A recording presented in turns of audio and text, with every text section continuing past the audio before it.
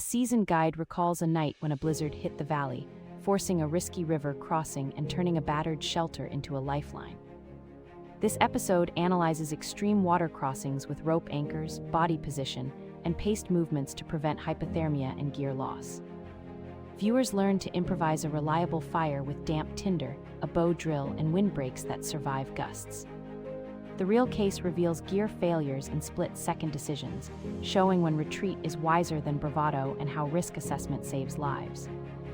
Each segment ends with practical takeaways you can practice safely, from shelter knots to emergency signaling for serious outdoor explorers.